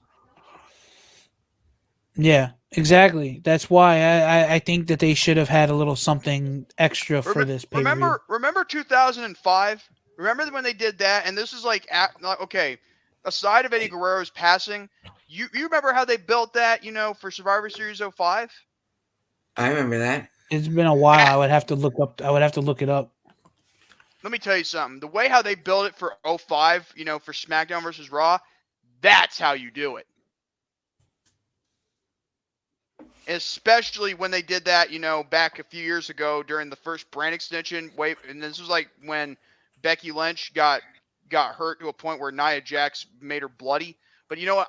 That was just the tip of the iceberg for Nia Jax becoming dangerous, just so we're clear. Yeah. As far as everything else goes, yeah, that's how you build a story with Invasion. I agree. Same. So before we get into, I'm glad that you brought up Eddie. Before we get into the celebrating of The Rock's 25-year anniversary, this tomorrow, actually, I should say, this past Saturday marked the 16 years since we lost Eddie Guerrero in the wrestling community, in the wrestling business. I'm going to say business. I remember I was 19 years old. I remember I was sitting in my room playing Smackdown. I just can't remember. I don't remember which one it was. And SmackDown versus Raw? I think it could have been SmackDown versus SmackDown versus Raw. Yeah, it was on the PlayStation, if I'm not mistaken. And no, it might have been SmackDown. Yeah, because SmackDown didn't come out on Xbox 360 yet until 2007. So like 2006 came out. So yeah, so I was playing SmackDown versus Raw 06, I believe. And I remember my dad. That was Eddie's last game to voice act in. Yeah, I remember my dad came home and he said, "Did you hear what happened?" And I go, "What?" He goes, "It's on the radio that we're talking about WWE superstar Eddie Guerrero." And I go, "What happened?" He goes, "He was unresponsive, and he was rushed to the emergency room, and then he passed away." And I remember just sitting there for a while, just thinking about it. And I remember not knowing what to really think, because Eddie was like one of my favorites because of the whole lying, cheating, and stealing. Just overall, he had so many great memories. I remember my favorite Eddie Guerrero moment to this very day is when he gave Big Show the tainted burritos. I remember that.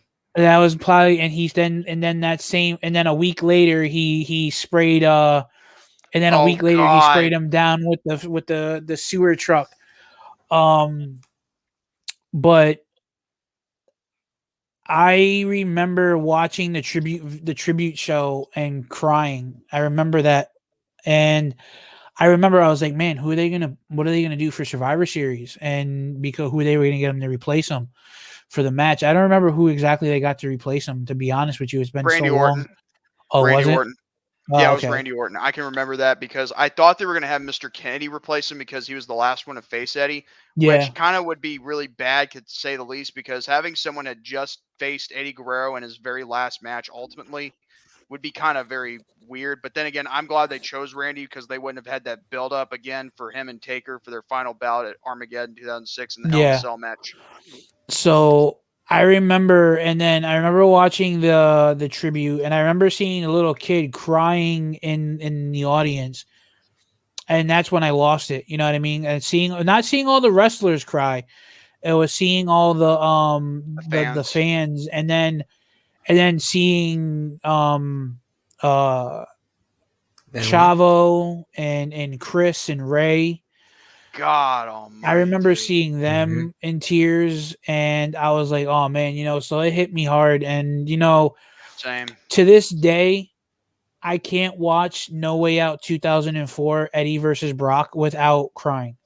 Because not a lot of people realize, but prior to that match, Eddie went through a major life change. He admitted to it, not only himself, but to his peers, to his fans, that he was dealing with drug addiction, and Well, he was. was and I remember Eddie. I remember watching the Cheating, Death, and Stealing Life documentary that they put out on TV, and I remember even Vince. They made a book and a DVD about it, I think. Did they Yeah, not? and it was on TV too because I remember Oh, taping it on TV. okay. Back when there was VHS tapes. Oh, man. But I remember watching that, and I remember there was an interview. I don't remember if it was on the documentary, but I can't remember exactly where I remember seeing it.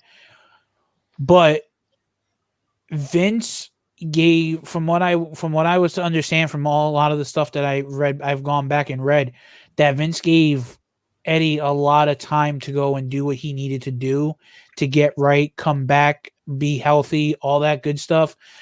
And I give Vince a lot of credit for that, and I am praised for that, because not a lot of people would do that, especially because, you know, when you're contracted to something like that, and you're expected to show up and perform and be a part of the shows, and you're being booked and advertised. So I give Vince a lot of credit for allowing Eddie to take time to do that. And I think that's a lot of the reason why I think that was so much passion and so much personal. There's so much personal stuff touched on going into that match. And even Michael Cole, if I'm not mistaken, Michael Cole said, I think at the end of the match, that Eddie is Eddie is the highest he's ever been, and he's WWE champion. And I think that's why that match is still with me. Is still, for me, is still very much special, because that was the culmination of Eddie's career. After that, he never reached the heights to that again. He lost that title too soon. And then fast forward a year and a half later, he was gone. Well, here's the thing, though. There's a reason why he lost the title, even after a few months. But the thing is, I'm kind of thinking it was probably good that he did, because here's the thing. Carrying a brand on your back is kind of stressful. You know what I mean? Yeah. And on top of that, working with some people on the roster that aren't even big stars, like Brock Lesnar had just left the company after WrestleMania. Kurt Angle was already dealing with some injuries they need to, heal up until he got 100% until SummerSlam. Big Show was already going through some injuries as well, which he needed to take time from as well. Hence why he, hence why that angle with him and Kurt Angle, him choke slamming Angle off of 10 feet or something, and making it look like as if he cracked Angle's skull open in the back of his head. And yeah, and plus there was a lot. There wasn't that much big names. I think if they had Triple H over there, or if they had kept Goldberg for another year, they could have done something, with Eddie to actually have a good rivalry. But instead, Eddie, he chose JBL, Bradshaw, and you know what? Even though JBL is not the most liked wrestler or the liked person in the whole wrestling industry, you got to admit, if it wasn't for Eddie giving JBL the chance to showcase what he's worth, we wouldn't have had JBL as a long-reigning champion on SmackDown and one of the best heels in what we have today, because nobody could get the crowd, riled up to boo more than John, if we're being honest here. But when it came down to everybody wanted John to lose that title so bad they would cheer anybody. And I think Eddie has a lot to, do with that, and to help John with his push. Yeah. Even though I don't know what they would have done with him in the later run, but as far as I'm concerned with Eddie, as far as I'm concerned with Eddie, I think he's probably one of the greatest SmackDown superstars, because he pretty much won every title over there, with the exception of the Cruiserweight belt, which is a good thing, because what would be the point of winning that title, even when it was how it was booked back in the day? Yeah, go ahead. And with him winning like both U.S. and tag team titles at the same time, he was like the only person in 2003 to have a double championship, if I'm not mistaken. So there you go on that part. And him winning the WWE championship made him like the first SmackDown and only SmackDown, I think, in my view, Triple Crown winner in the brand extension, I believe. I'll say this, is that to this day there has not been a a Latino American wrestler to come even close to the level of Eddie Guerrero, at least for WWE. I mean, I could be wrong if there's other wrestlers elsewhere, but there's never going to be. WWE can try, but there'll never be another Eddie Guerrero. I miss him just as much as I miss Owen. Same. And I kind of miss Eddie like a lot more. I never got the chance to see Owen much back because I watched wrestling, since I was 5, and Owen was already dead at the time. But I kind of do think that Owen deserved a lot better. But when it comes down to one of the wrestlers that I miss the most, and I'm not trying to put any shade towards Chris Benoit because he was one of my favorite wrestlers, I'd have to go with Eddie because that was like one of the biggest key moments that kind of changed the wrestling industry in a sense too. Yeah. And shook it too. So I'm going to say this. I want to say rest in peace, Eddie. We miss you. We love you. You're still thought about. I don't think there's a wrestling fan in the world that doesn't stop remembering all the good times. I know me personally, I love going back and watching Eddie Guerrero stuff on YouTube. I love going back and I just love going back and watching funny moments in wrestling in general. But I mean, if you go back and watch a lot of funny moments in WWE, you're going to come across a couple Eddie Guerrero moments, just like you can't watch a funny moments in WWE without coming across numerous Rock ones. So yeah, I mean, I'm sorry. I feel like I got some heartstrings being pulled right here just by talking about the guy, Yeah. So with that being said, guys, we're going to jump into the final topic, which is the topic of the thumbnail. And that is... Well, while you do that, I'll be right back. I got to check on see if the DoorDash has come, okay? Okay. But just for the final record, I want to say personally, thank you to Eddie Guerrero for all he had done for the wrestling business and helping, the next generation. And also, heartfelt condolences go out to his friends and family who still miss him to this very day. And also to the fans who were inspired by him, including wrestlers like Sasha Banks, because if it wasn't for Eddie, I don't think Sasha Banks would be in the business, if we're being honest. Yeah, and I also want to thank all the tremendous athletes over in AEW for their tributes to Eddie during Full Gear, especially Chris Jericho. Amen to that. Chris Jericho, you are the man. You are the freaking man. But anyway, I'll be right back, guys. Alrighty. So, guys, with that being said, we are going to jump into the final topic, and that is the 25th year anniversary of the jabroni beating, trailblazing, eyebrow raising, people's champ, The Rock, the great one, the Brahma Bull. What can really be said about The Rock? I want to pull up The Rock's bio and just run down some stuff. I gotta go all the way to the bottom. So I want to talk about his championships. Give you guys a kind of a quick rundown. The Rock was a 8-time WWE champion. He was a 2-time WCW champion during the Invasion angle. He was a 2-time WWF Intercontinental champ. He was also a 5-time WWF Tag Team champion, 3 times with Mankind, once with The Undertaker, and once with Chris Jericho. He was also the 2000 Royal Rumble winner. He is a 6 Triple Crown champion.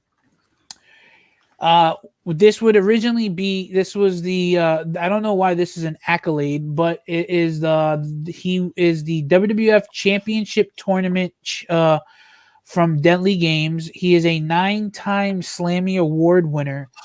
Best Actor, Game Changer of the Year 2011 with John Cena, Guess Who's Back or Return of the Year 2011, LOL Moment of the Year for 2012 and 2013 for insulting John Cena using the history of Boston, Massachusetts in The Rock's 20th anniversary concert.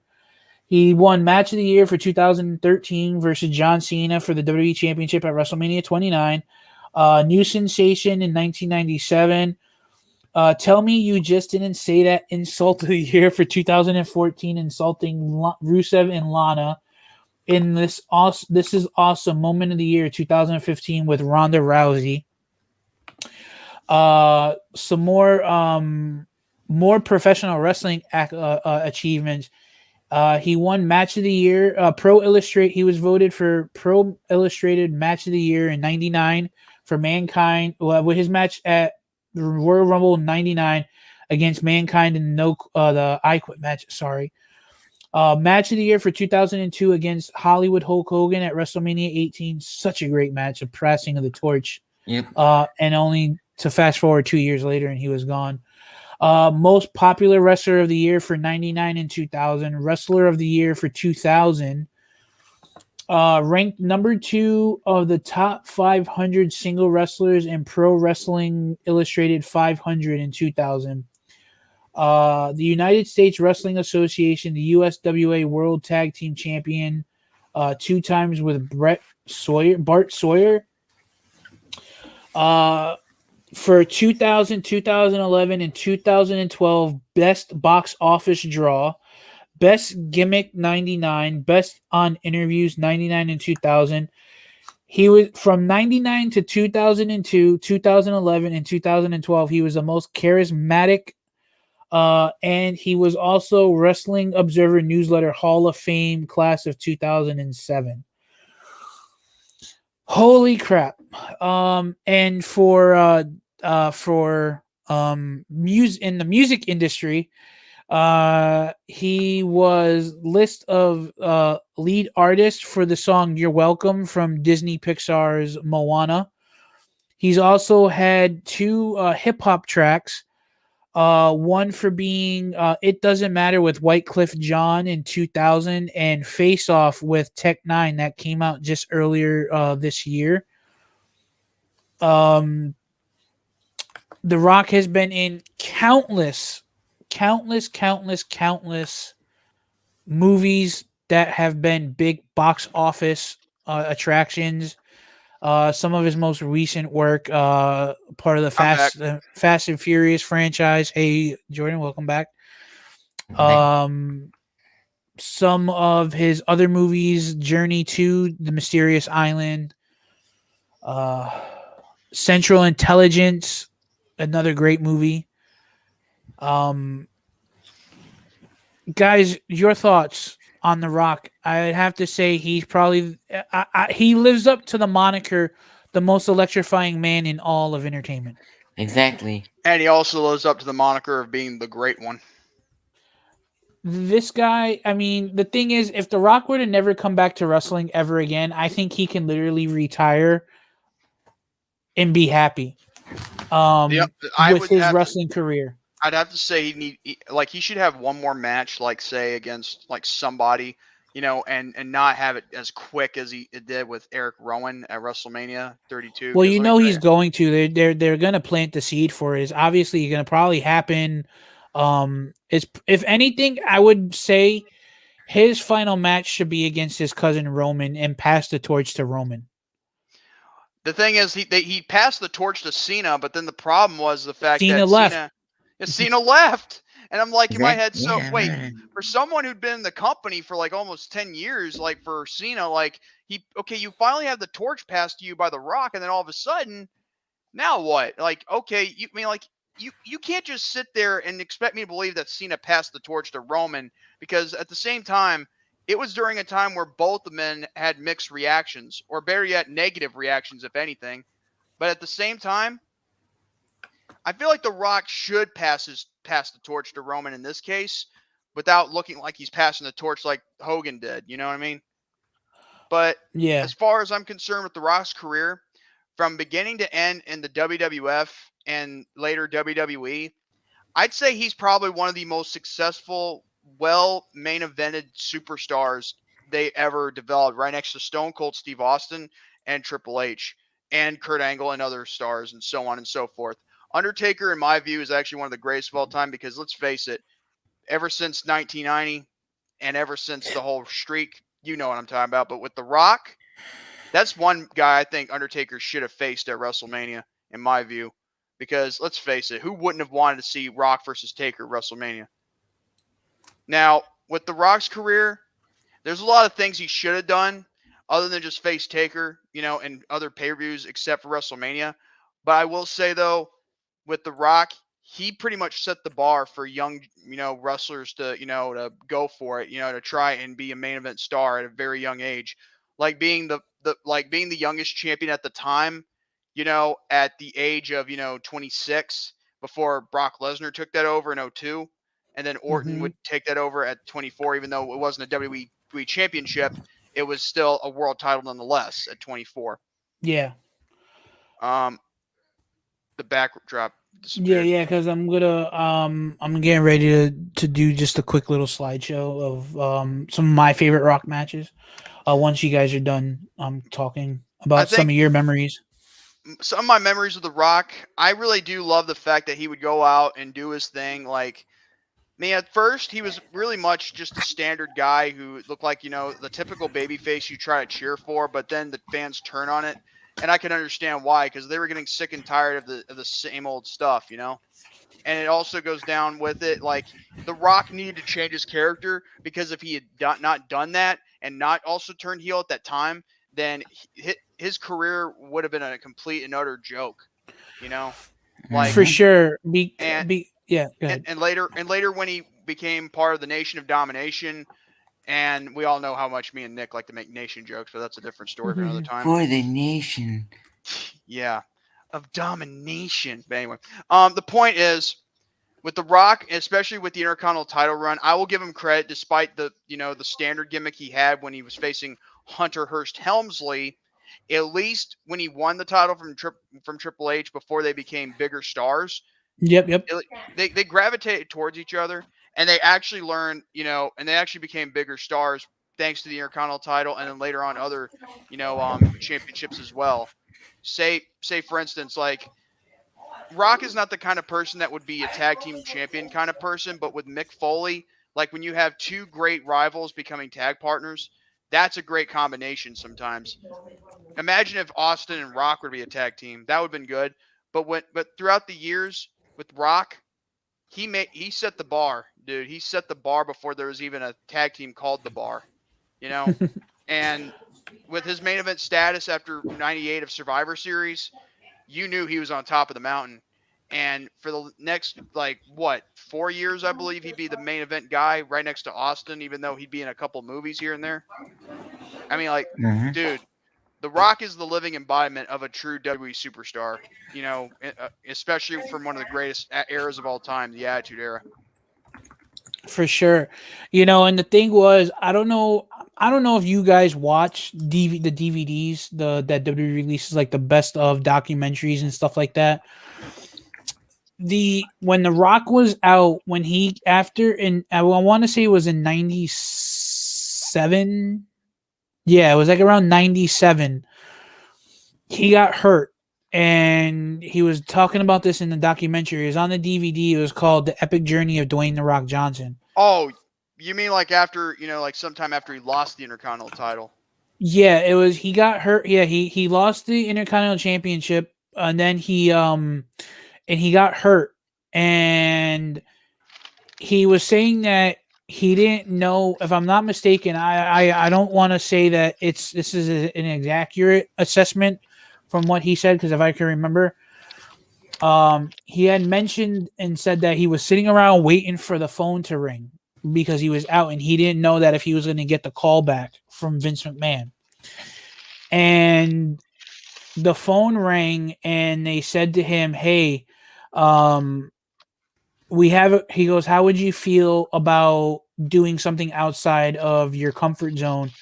And when you come back, and instead of it being a babyface, we turn you heel, and you're going to turn heel, and you're going to join the Nation of Domination, and we're going to change your name up, and we're going to call you The Rock." And The Rock turned around and said to Vince, he goes, Vince, he said to him, he goes, "All I want is a chance." And from that moment on, the Rock character was born, and there was no looking back.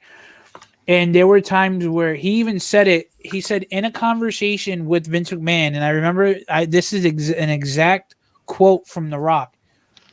He said that he told Vince that he wants to take the Rock character and he wants to go over here. He wants to go over there. And he says, "You see that over there?" And Vince goes, "Yeah." He goes, "I don't know what that is, but we're going to fucking go there too." And that's how much creative control Rock had with his character. And to this day, there's still not a lot of people that had that much creative control over their characters than The Rock. And Well, he may have had creative control over his character, but he didn't have creative control of match outcomes. Keep that in mind. well, yeah, but I think the fact of the matter I is just want that to correct anybody who takes that out of context, just so we're clear. I'm talking about the character, not the matches, the character. I know, He had, but yeah. I know. I was just saying that Um, because when people say creative control, they just take it out of context. Say that, well, isn't creative control where you control your match outcomes? But then again, some people don't understand Yeah. that sometimes it's not just for matches, but for character as well.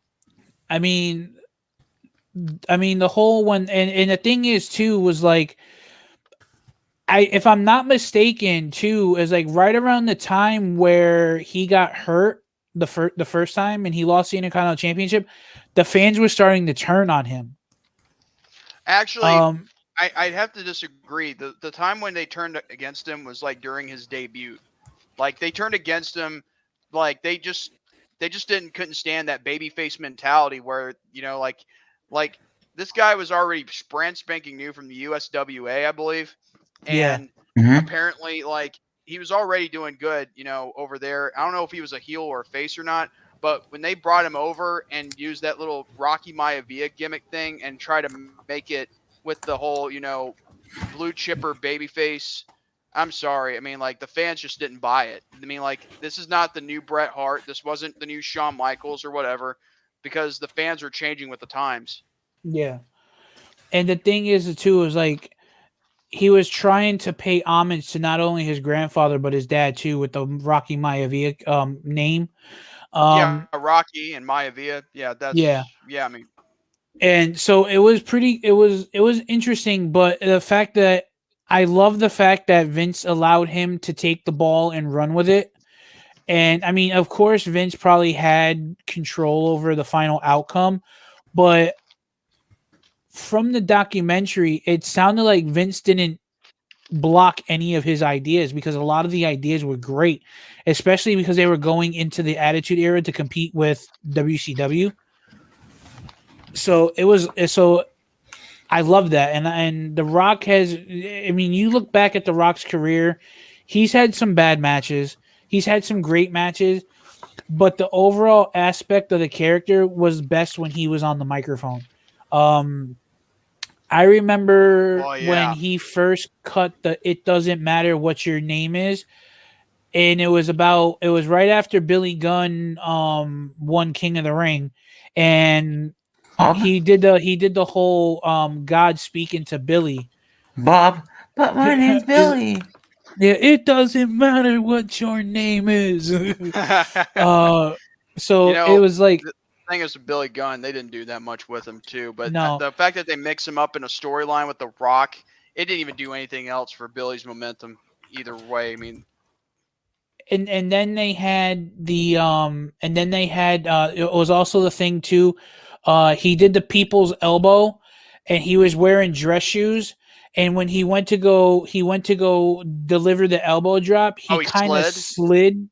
slid, and The Rock turned around and said it. The Rock said it. He goes, the shoes were brand new, and he goes, I had no intention on that happening, and it just happened to be. And The Rock said it. He goes, I didn't intend for that to happen, but it happened, and went back and watched the tape, and now it's like one of the most iconic people elbows ever because I'm not gonna lie, that's funny when how that happened and the way how he didn't expect it to happen. That just that's cool. He said, I did not plan on that happening, and he goes, and then when you slow it up, He goes, it looks like I'm literally gliding. He's like, it looks like I'm literally flying. And he goes, with the way that the shirt was flapping behind him a little bit. So he was like, and that's probably one of my favorite, most memorable people elbows, to be honest with you. Before we go, I definitely want to just show some of the matches, because I don't know if you guys have any particular matches that you wanted to discuss. I don't need to share. This is one of my favorite matches. WrestleMania 15, The Rock versus from versus WrestleMania, Stone Cold. the first one between them at WrestleMania. Yes. That was one of them. One of my favorite matches. Let's see. I mean, hopefully this will work the way Did I you want rip it to. that off from WWE 13? No, what happened was I was looking for PNGs for the matches that I liked, and what happened was I was just being funny, Joe. yeah, I couldn't find the actual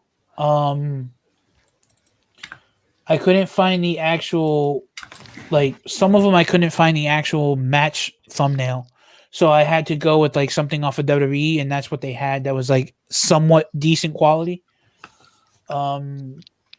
My second favorite match is his debut, of course.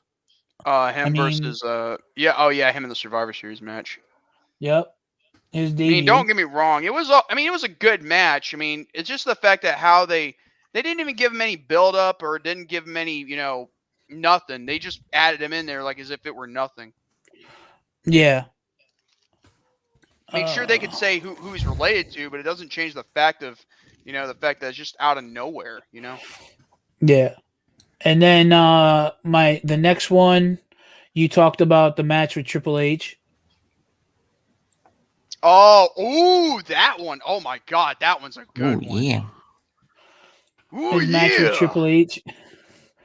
SummerSlam 98. Then I rewatched it. It's good. I don't like Cena, but this was one of my other favorite ones. Oh, the first one between him and Rock? Yeah. I prefer. Yeah, That was the best one. There's only been 2 matches of Cena's that I liked in all of Cena's career. SummerSlam, no, not SummerSlam, Money in the Bank 2011 against CM Punk, and this match with The Rock. Those are the only 2 matches Cena has ever had that I actually enjoyed watching. Yep. I agree. Then there's this one. You can't not like that one. Oh yeah, especially when it comes down to where their match was so good, there was not enough, people to cheer or boo or react to the Jericho versus Triple H match for the title. Exactly. This match should have been the main event, but then again, who knows? Mm-hmm. And then you have this most iconic, well, not iconic, but it's most memorable because it was on that movie. What was that movie that they did? And then it came out in 99. Beyond the Mat? Yes, Beyond the Mat. Oh yeah, I remember that one. That was I the one remember where that. Rock won back the title, although through deception. Yeah. Yep. Then you had this one, which is probably one of my next favorite ones. Deadly Games 98, Survivor Series 98. Rock's first championship win. Yep. That was another one of my favorites. And see, the thing is, which I'm going to touch on that when we do the Survivor Series video. But going into that pay-per-view, there was so many different stories going on who could potentially be the WWE champion after that night was over. Austin, Mankind, or Rock. And the thing about that, what made that pay-per-view was so great was like everything was backfiring against Vince McMahon because he did not want The Rock or Austin to win that night. We all thought that Foley, Mankind, was going to be walking out WWF champion. And then they pull the curtain back, and all it was Vince McMahon orchestrated the whole thing, and it was the birth of the corporation, pretty much. Actually, the corporation was already founded before that night. Well, You're talking about mostly this was the birth of the corporate champion. no, the corporation wasn't around in '97. It started in '98. No, that match, what we're seeing here, Rock and Mankind, that was in '98. They were formed a little bit. They were formed before Survivor Series '98. You know, like maybe a month. Oh or yeah, two yes, before. right. Because the Rock joined the corporation. He turned heel and joined the corporation. Yeah. Yeah. Okay, my bad. I was misinformed. Well, I forgot. It's so hard. You need to check your sources, Joe. I'm 35 years old, and all my memories of wrestling are a blur. I'm 26 years old, and yet most of my memories can be a blurrsome too. I mean, you don't know why I have so many head injuries? Your point? Then you have the second match between Rock and Austin, WrestleMania 17. Oh, man. Okay. If there's one thing I should give criticism in this match, is that I don't think Austin needed to turn heel. Well, it kind of went because I think the reason why they turned Austin heel was because I think it was Austin's decision to turn heel at the time. It was Austin's decision, but it also worked out in the long run because this was right around the same time they started the angle with WCW. They began later that same year, like right around the summertime. They had Booker T jump the railing and he attacked Austin during his title defense during the summer, and that was the beginning of the invasion of WCW. Yep. Well, and I mostly, the threads before the invasion story angle was obviously, when Shane, after he quote unquote bought WCW from, but however, and then everything else that are WCW related kind of fell and all into that, place. Kind of fell into play. Then we had, I also want to talk about this match right here. The WrestleMania 17 had the best promo package for Rock versus Austin because they had it was a song by Limp Bizkit, and the video package was just great. Do you remember WWE's promo packages back in the day? It's my way. Oh, I remember. Yes. I remember. If I could play, I will. If I want later on, after we do the NXT live reactions, after we do that, I definitely want to. I got to bring up that video package. I will say though, in regards to the rest of this was pretty much the event. WrestleMania 17 was the last ever event of the Attitude Era. Just so we're clear, and everything you see wasn't Ruthless Aggression after WrestleMania 17. It was just basically post-Attitude Era, and then once once you got to the changing of the WWF to WWE with WWE, that's when it became Ruthless Aggression, when it changed from WWF to WWE. And this match right here, WrestleMania 19, I think this was the final chapter in the Rock versus Austin. Because yes, it is. Rock was doing Hollywood. Austin wound up leaving later that year because of the thing with Brock Lesnar, and then Rock was only around for a little bit longer. No. You're talking like the match this year. That match right there, what you're seeing here, that took place in 2003. Yeah, well, Austin left later that year because of the situation with Brock. No, he left. No, he left in 2002. I could have swore Rock left in 2003. No. Austin left in mid-2002, like before King of the Ring, because he did not want a job to Lesnar on a TV show. He'd rather lose. If he was gonna, he had no problem losing to Brock. The problem was it wasn't on pay-per-view for people to buy it. I can understand Austin's point of view, but at the end of the day, sometimes you gotta do business where it's due. Okay. Exactly. this match, well, regardless, this was the final chapter of the Rock and Austin, and after this, Rock had his match the next night on Raw. He came out. Goldberg came out. He had that match with Brock at Backlash, Yeah. and then that was. And I think Rock left not too long after that, and then he Well, came back again. in a full-time capacity. The Rock came back sporadically throughout 2003 after Backlash, but not as a wrestler, not that much anymore. But until after WrestleMania 20, that was kind of like his final match until 2012 or 2011, if you want to get technical. Yeah. So I'm gonna go ahead. I'm going to remove the screen share. Those were just some of my favorite matches of Rock's. There were more, but we're getting to the point where we got to start wrapping up. But do you guys have any memories or favorite matches of The Rock that you want to talk about real quick before? Well, there's only one moment I want to say here because I want to save a top, list of matches for Rant and Rave this Thursday. But if there's one moment that I enjoyed the most, is definitely This Is Your Life with Mankind. Oh yes, I love that. The longest ring segment to ever hold on national TV with no commercial breaks, but yet it was one of the most funniest segments. Even I'm not gonna lie, Vince Russo, despite his flaws, that was one of the best segments that he got the green light for to have. I like when he I love when he brings out the coach and he tells the coach he could take the whistle and stick it up his candy ass. And when he brings out his old home ec teacher and he's like, he turns around and he's like, why don't you pancake your ass on out of here? And then he goes, Wait. I thought he said poontang your on out of here. The school teacher, because she was the home ec teacher.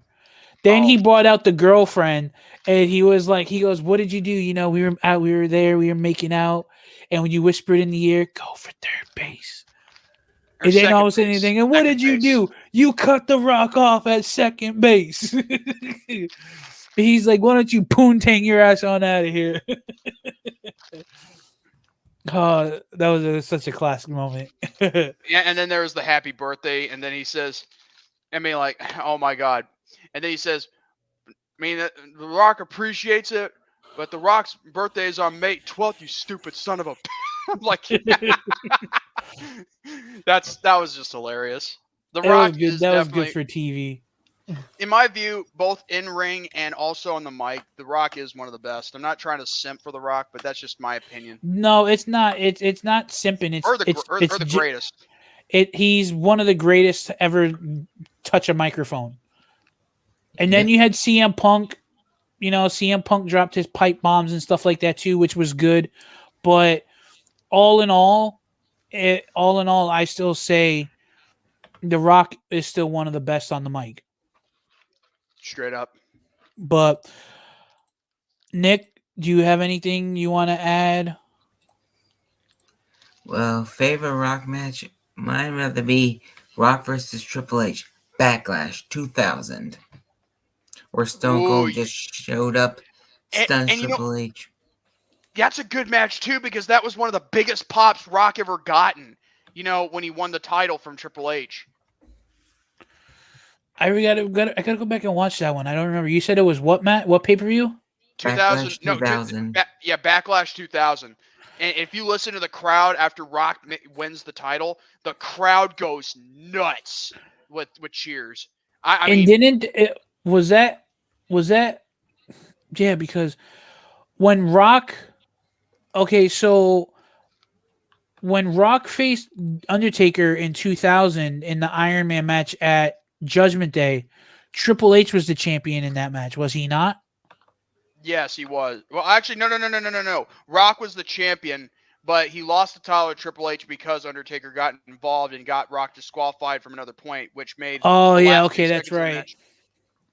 Now Rock was the champion for a month, but at the same time, when you go back to Backlash 2000 and you listen to that ovation of people cheering and screaming, that right there is one of the best moments you could ever think of in Attitude Era history right there. Because like hearing that reaction was, I'm telling you, you can't get reactions like that anymore. No, you can't.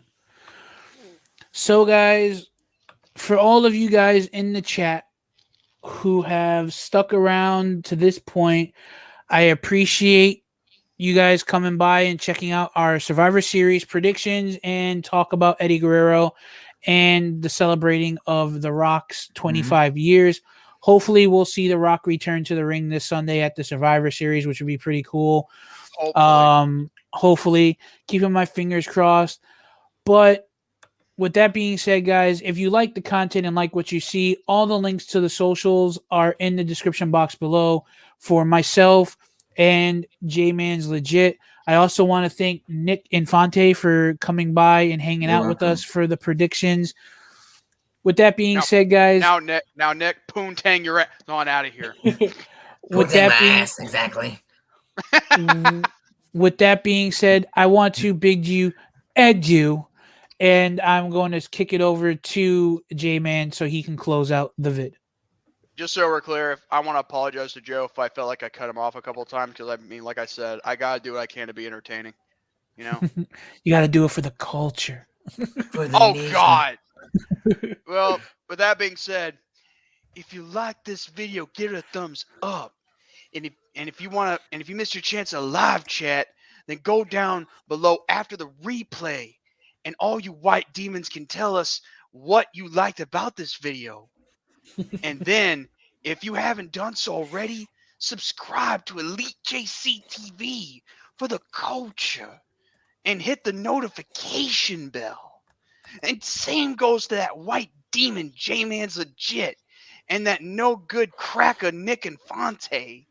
With that being said, God bless you. Have a great day. And remember, for the culture. Guys, thank you for watching. Thank you for being too sweet, all elite. And with that being said, we'll be back at 8 o'clock Eastern time in just a few for the NXT live reactions. Just had to change my profile pic real quick. Yep. Goodbye. Have a good night, guys. See you soon. Goodbye. Bang.